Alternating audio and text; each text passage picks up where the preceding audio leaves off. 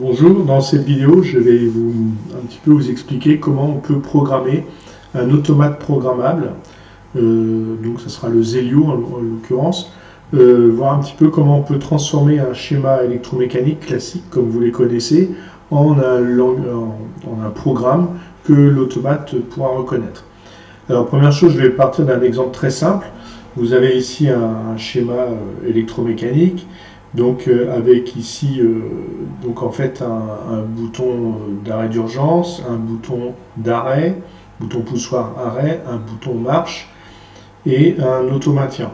Donc ça, vous reconnaissez, ça pourrait être une perceuse par exemple, une perceuse à colonne. Et lorsque on a appuyé sur le bouton S2, on va alimenter K1, K1 va s'auto-alimenter, donc ici on a bien l'auto-maintien, et K1 va fermer ces deux contacts ici. Le premier va, disons le second contact ici de K1 va alimenter un contacteur, une bobine de contacteur, laquelle alimentera le moteur. Le troisième bouton K1, le troisième contact K1, allumera un voyant qui nous indiquera la marche. Alors, ici, on va analyser un petit peu ce schéma d'un point de vue d'un automate. Un automate reconnaît ce qu'on appelle des entrées. Alors, les entrées, ce sont en général des capteurs de température, de pression, de tout ce qu'on veut, des boutons poussoirs, des fins de course. Donc ici, nous avons trois entrées. Le bouton d'arrêt d'urgence, le bouton poussoir arrêt et le bouton marche. Ça, du point de vue d'un automate, ce seront des entrées. Les sorties, eh bien, ça sera ici l'alimentation du contacteur KM1, d'accord, et ici l'alimentation du voyant H1. Donc ici, on aurait deux sorties. Et puis, il y a ce qu'on appelle les mémoires internes ou les bits internes, et là, ça serait donc K1. K1, on voit bien que c'est une bobine avec des contacts, mais qui n'a aucune sortie à l'extérieur de ce schéma. Vous voyez que là, nous, on agit là-dessus manuellement, hein, sur les entrées, on va agir manuellement ou par des grandeurs physiques, si c'était des capteurs. Les sorties, eh bien, on les verrait, on va voir la sortie, on va voir le moteur démarrer, on va voir le voyant s'allumer. Par contre, le KA, en fait, du point de vue de l'utilisateur, il ne voit pas ce qui se passe. Et pourtant, il est utile. Donc ça, c'est ce qu'on appelle les bits internes. Donc voilà les trois types de choses qu'il faut connaître déjà dans l'automate pour bien comprendre comment cela fonctionne. Alors, voilà, maintenant, le schéma étant expliqué, je vais démarrer le logiciel Zelio. Je vais rechercher ici dans mon ordinateur.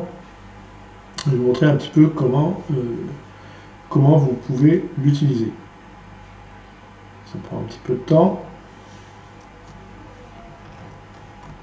Alors, quand Zelio Soft se démarre, vous avez donc cette fenêtre ici. Donc on va faire ici créer un nouveau programme. Alors la première chose que Zelio a besoin de savoir, c'est sur quel automate vous allez travailler. Alors comme vous êtes chez vous, vous n'avez pas l'automate devant les yeux. Donc je vais prendre ici un automate, je mets sur cette photo ici, qui m'a dit que c'est un automate avec 10 entrées-sorties avec extension. Non, pardon, on va plutôt prendre ici 10-12 entrées sorties sans extension. Alors je prends cet appareil, je vais le prendre en 230 volts, enfin de 100 à 240 volts alternative. Donc cet automate contiendra 6 entrées tout ou rien, un TOR ça veut dire tout ou rien, et en sortie, 4 sorties tout ou rien aussi qui seront de type relais. Voilà, donc je vais prendre celui-ci et je fais suivant. Donc ça m'amène vers cette interface ici où on va programmer en ce qu'on appelle en ladder. Ladder, c'est ni plus ni moins qu'un langage à contact. Alors vous allez voir, c'est relativement simple. On va reprendre le schéma de tout à l'heure, ici. Donc je vous disais, on a S0, S1 et S2 qui sont mes trois entrées. Donc je vais ici, les entrées sont notées par la lettre I, input en anglais, donc qui vous donnera, qui vous dit que ça c'est les entrées. Donc et les entrées s'appellent I1, I2 jusqu'à I6 pour cet automate. Donc I1 par exemple, je vais lui donner un nom, je double-clique et je vais dire que c'est l'arrêt d'urgence par exemple. Arrêt urgence S0, puisque c'est comme ça qu'il s'appelle. Je vais entrer avec mon clavier. I2 c'est l'arrêt, tout bêtement. Et on l'avait appelé S1 sur le schéma. Et le troisième, c'était marche. Et il s'appelle donc S2. Voilà.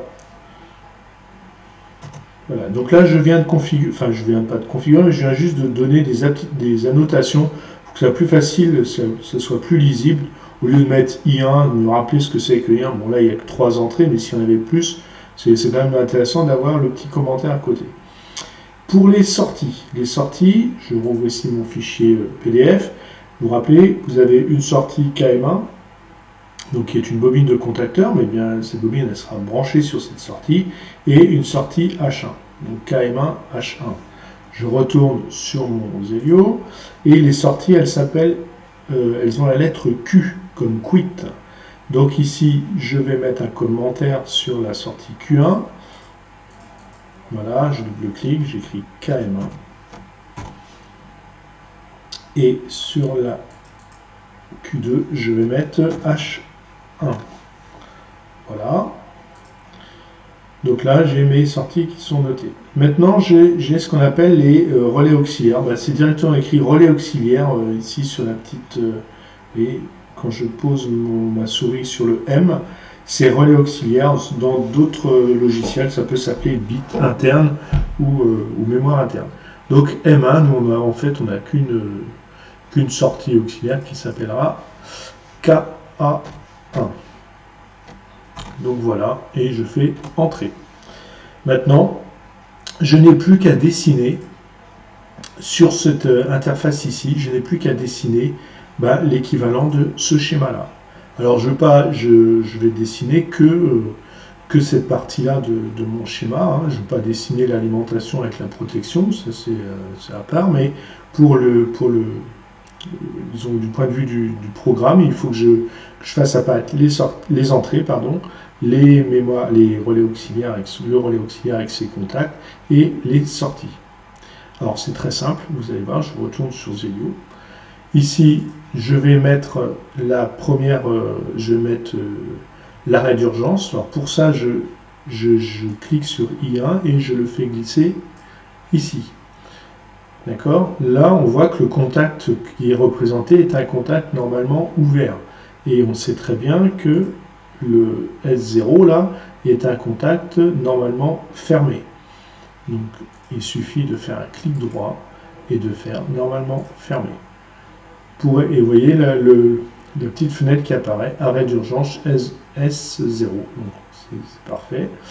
Je vais ensuite mettre le deuxième contact qui est le bouton arrêt, donc qui est en série avec le premier. Même chose, clic droit normalement fermé. Bien d'accord, je vérifie. D'accord. Et puis maintenant j'ai S2 normalement ouvert. Donc ici S2, donc qui s'appellera I3 en vrai, normalement ouvert. Ok, maintenant je n'ai plus qu'à mettre la bobine du relais auxiliaire. Ici, bobine du relais auxiliaire, je vais dessiner comme ça. Donc je reviens sur Zelio. Alors, dans la bobine, cette bobine K1, il y a trois possibilités. Nous, on prend une bobine comme un contacteur, vous voyez, actif sur l'état contacteur, donc ça correspond au premier dessin ici. Et vous voyez que là, j'ai un sens interdit qui m'interdit de déposer ma bobine ici. La bobine, je dois absolument la déposer dans la colonne, dans cette colonne notée bobine. Donc c'est bien la bobine K1. Maintenant, il suffit de compléter avec des fils. Alors, pour mettre les fils, vous cliquez dans les rectangles et voilà, vous avez terminé votre première ligne où on voit, donc ici, si je laisse la souris déposer S0, S1, S2. Maintenant, vous savez qu'on a un automatisme à faire ici. Donc là, je vais chercher dans les mémoires internes un contact que je vais mettre en parallèle sur S2. Voilà. Et il faut mettre les fils. Alors pour mettre les fils, vous cliquez dans... Alors ça, entrer tout OK. Vous cliquez dans la case du contact en dessous et ici on a les fils verticaux qui viennent se mettre. Voilà, vous avez compris. Donc là, je viens de faire cette première partie du schéma. Je vais faire la suite. Donc la bobine K1 qui alimente la première sortie. Donc ici, je reprends un contact, donc c'est ici M1 que je vais mettre là, ça, et je vais mettre la bobine donc Q1, donc je prends c'est bien un contacteur que je vais mettre ici et je vais remplir ici, ici et là. Et là, voilà. Ensuite, je vais faire la dernière ligne, donc c'est toujours un contact de K1 que je vais mettre ici. Et cette fois-ci, c'est la sortie Q2. Donc ça sera notre sortie Q2, ce sera ça. Et donc ça sera notre voyant. Et je clique sur les pointillés. Ici, je viens de terminer mon schéma. On peut le simuler. Alors pour ça, je vais cliquer ici sur simulation.